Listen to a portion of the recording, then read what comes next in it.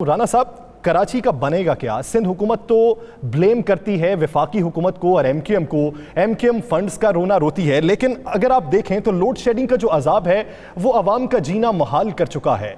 और जो 2 साल तक की डेडलाइन दे दी गई है कि 2 साल तक कराची में लोड शेडिंग का मसला हल नहीं होगा, उमर अयूब साहब ने ये बात कौमी असम्बली में की है, तो फिर कराची के अवाम का बनेगा क्या? बिस्मिल्लाहिर्रहमानिर्रहीम, अस्सलातु वस्सलामु अलैका या सय्यदी या रसूलल्लाह, अस्सलातु वस्सलामु अलैका या सय्यदी या हबीबल्लाह। देखें यासर, बड़ी दुख से भी कहना पड़ता है और अफसोस से भी कहना पड़ता है कि पाकिस्तान का सबसे ज़्यादा टैक्स देने वाला शहर, वो शहर जो पाकिस्तान की पहचान भी है, वो शहर जहाँ पर हर नस्ल हर ज़ुबान से तल्लक़ रखने वाले लोग सैकड़ों नहीं हज़ारों नहीं लाखों की तादाद में बसते हैं, जहाँ पर हमेशा पाकिस्तान की कारोबार की जिस शहर को रीढ़ की हड्डी कहा जाता है, उस शहर की बदकिस्मती देखें कि पिछले कुछ अर्सा से कि वहाँ पर उस शहर के साथ, उस शहर के लोगों के साथ सौतेली माँ जैसा सलूक हो रहा है। एक वक्त था कि शहर की बड़ी अच्छी रेपुटेशन हुई, बड़ा काम हुआ वहाँ पे, बल्कि मिसालें हम देते थे कि कराची में लोड शेडिंग नहीं होती, लेकिन अब लगता है कि सारी लोड शेडिंग भी कराची में है। बारिश रहमत की बजाय ज़हमत बन जाती है। ईद के दिनों में वहाँ से गुज़रना, बदबू, ऐसी चीज़ें जो हैं वो बेइंतहा हो जाती हैं।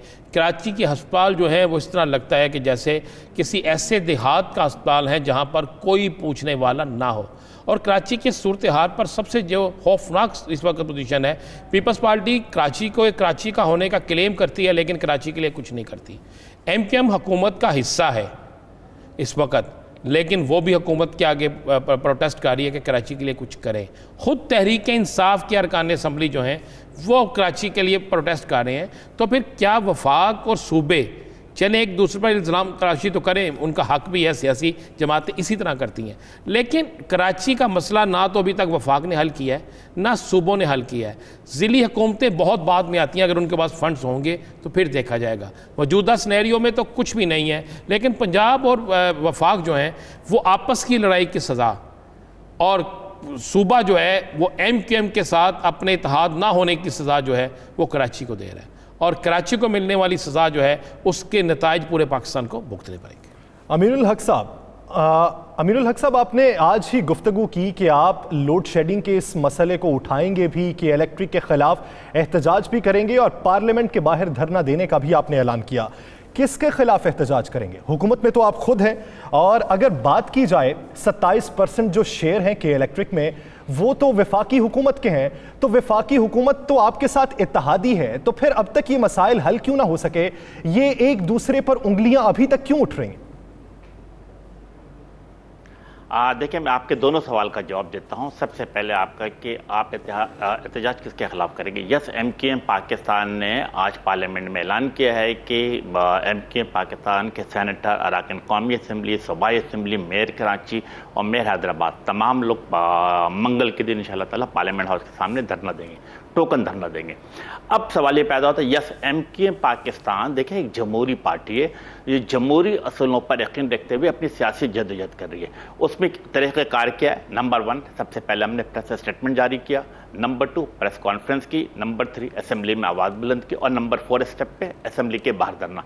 हम ये धरना वफाकी हुकूमत के खिलाफ नहीं दे रहे, हम ये धरना पीटीआई के खिलाफ नहीं दे रहे, बल्कि हमारा ये धरना होगा के इलेक्ट्रिक के खिलाफ। देखिए, के इलेक्ट्रिक, एमक्यूएम क्या कहती है कि 2006 के इलेक्ट्रिक के खिलाफ करना है, तो आप कराची के रिप्रेजेंटेटिव हैं, के इलेक्ट्रिक के बाहर धरना दीजिए। पार्लियामेंट के बाहर धरना देने का जवाब क्या है? मैं अर्ज करता हूं, देखिए कि एमक्यूएम पाकिस्तान ने आज से गालिबन 8 या 10 दिन पहले सिंध असेंबली के बाहर भी के इलेक्ट्रिक के खिलाफ, लोड शेडिंग के खिलाफ और सिंध हुकूमत के नहले के खिलाफ धरना दिया। अब हम इस फेज को आगे बढ़ाना चाहते हैं, और इसलिए हम अब पार्लियामेंट के सामने आ रहे हैं, ताकि तमाम मुक़्तदर हल्के भी और तमाम वफाकी सियासी जमातें भी वो भी इस बात को सुने कि हम क्या नोट करवा रहे हैं। के इलेक्ट्रिक क्या सूरत हाल हो रही है राना भाई? अगर आप ये देखिए कि के इलेक्ट्रिक एक माफिया के तर्ज पे काम कर रही है। के इलेक्ट्रिक ने रियासत के अंदर अपना रियासत बना रखा है। अगर आप गुज़श्ता 5 साल की कारकर्दगी उठाएं, आप सबने देखा होगा कि साल में 3 दफा एक मेजर ब्रेकडाउन जरूर होता है, ब्लैकआउट पूरा कराची हो जाता। नंबर 1। नंबर 2, बारिश का पहला खतरा पड़ता है, कराची के तकरीबन 1800 में से 1200 फीडर ट्रिप कर जाते हैं। नंबर 3, ہمیشہ ہر سال یہ الزام لگاتی ہے کہ الیکٹرک کی سوئی گیس ہمیں سوئی گیس نہیں مل رہی سوئی گیس والوں سے، کبھی الزام لگاتی ہے کہ پی ایس او ہمیں گیس فرنس آئل نہیں دے رہا۔ اس دفعہ ہم نے مکمل طور پہ مانیٹر کیا اور ہم نے دیکھا، ہماری پہلے وزیر اعظم صاحب سے ملاقات ہوئی، آپ کے علم میں ہوگا کہ خالد مقبول صدیقی بھائی کے قیادت میں MKM کے تمام اراکین قومی اسمبلی پرائم منسٹر سے ملاقات کی، انہوں نے تاکید کی جسے کہتے ہیں عمر ایوب صاحب کو، اور ایک کانفرنس میں منعقد ہوئی جس کے اندر PTI کی بھی اراکین اسمبلی، GDA کے بھی موجود تھے، MKM کے موجود تھے، لیکن ہم اس سے مطمئن نہیں ہوئے۔ کیوں؟ کیونکہ دیکھیں کے الیکٹرک نے یہ الزام لگایا کہ ہمیں SSG والے گیس نہیں دیتے۔ ہم نے انویسٹیگیٹ کیا، پتہ لگا کہ ان کو 140 MMCDF روزانہ کی بنیاد پہ گیس ملتی تھی، اسے وفاقی حکومت نے بڑھا کر 280 MMCDF کر دیا۔ انہیں جسے کہتے ہیں NTDC کی طرف سے 650 میگا واٹ بجلی ملتی تھی، اسے بڑھا کے وفاق نے 800 میگا واٹ کر دیا۔ تو ہونا کیا چاہتے کہ صورتحال میں بہتری آنی چاہیے تھی، لیکن نہیں، اور صرف فرنس آئل چونکہ مہنگا ملتا ہے تو کے الیکٹرک نے الزام لگا دیا PSO پہ۔ PSO کا کیا نوٹیفیکیشن آیا، ہم نے خود رابطہ کیا، پتہ لگا کہ اکارڈنگ ٹو دا رول کے الیکٹرک کو 30 ڈیز پہلے 30 دن پہلے فرنس آئل کے ریکویسٹ کرنی چاہیے، انہوں نے ریکویسٹ کیا کہ 10 دن پہلے ریکویسٹ کی۔ اس کا مطلب فالٹ کہاں ہے؟ کے الیکٹرک پہ۔ اب جو اربوں روپے میرے اور آپ کے کراچی کے عوام کی جیبوں سے اوور بلنگ کے نام پہ جو اربوں روپے جمع کرتے ہیں، وہ پیسے جا کہاں رہا ہے؟ ہونا کیا چاہیے کہ جو پیسے آپ کماتے ہیں کراچی شہر سے، اس کو آپ ری انویسٹمنٹ کریں۔ ری انویسٹمنٹ کس صورت میں؟ کہ آپ اپنے جنریشن سسٹم کو بہتر کریں، آپ اپنے ڈسٹریبیوشن سسٹم کو بہتر کریں، آپ اپنے سسٹم اپ گریڈ کریں۔ آج بھی وفاقی حکومت، جب ہم نے وزیر اعظم سے ملاقات کی تھی، اس کے بعد وفاقی حکومت نے کیا کہ الیکٹرک کو آفر کیا، ہم آپ کو 500 میگا واٹ اور دیتے، لیکن کیا پتہ لگا کہ ان کا سسٹم اپ گریڈ نہیں ہے، وہ اس قابل نہیں پڑا ہوا ہے کہ اس کو مطلب وہ 500 میگا واٹ لے بھی سکے۔ اور اب ایک نیا الزام پینڈورا باکس کھول دیا، انہوں نے کہا، کیا کہنا شروع کر دیا کہ جی ہمارے بن قاسم گریڈ اسٹیشن میں کہیں نہ کہیں فنی خرابی پیدا ہو رہی ہے۔ تو ہر سال یہ صورتحال پیدا ہوتی ہے۔ امین الحق صاحب، بنے گا کیا؟ وزیر اعظم تو گورنر سندھ کو بھی احکامات جاری کر چکے ہیں، ہدایات دے چکے ہیں کہ الیکٹرک انتظامیہ سے ملاقات کریں، مسائل حل کریں، لیکن جب سسٹم ہی لوڈ برداشت نہیں کر سکتا، جتنا برداشت کر رہا ہے اس کے مطابق وہ اسے چلا رہے ہیں، تو آپ کا مشورہ کیا ہے وفاقی حکومت کو؟ کیا یہ کسی اور کمپنی کو سیل کر دی جائے اور وفاقی حکومت کے شیئر بڑھا لیے جائیں؟ بالکل، میں اسی پہ آتا۔ وے فارورڈ کیا ہونا چاہیے؟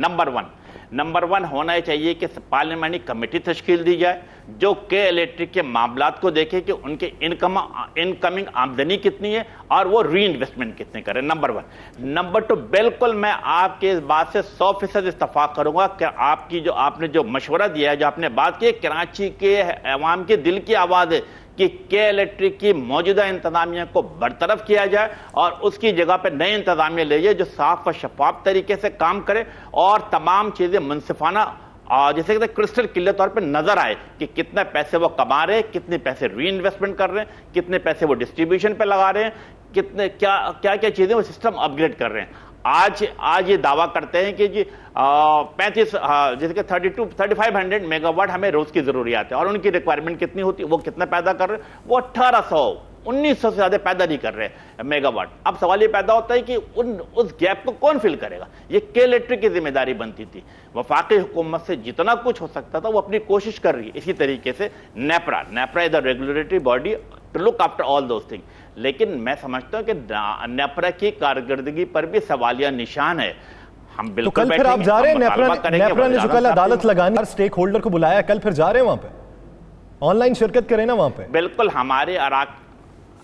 ہم آن لائن شرکت بھی کر رہے ہیں۔ ہماری جو رکن قومی اسمبلی کشور زہرا باجی یہ اس کو بہت ہی کلوز مانیٹر کرتی ہیں اور ان تمام چیزوں پہ شریک ہوتی ہیں، اور جہاں جب ممکن ہو سکتا ہے ہم اس کو روک تھام کرنے کی کوشش کرتے ہیں۔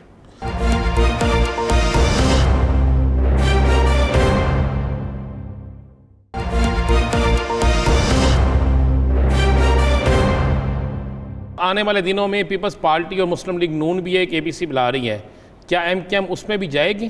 نہیں، میں نے جیسے عرض کیا کہ 22 اگست 2016 کے بعد MKM کے رابطہ کمیٹی باہمی مشاورت سے اجتماعی فیصلے کرتی ہے۔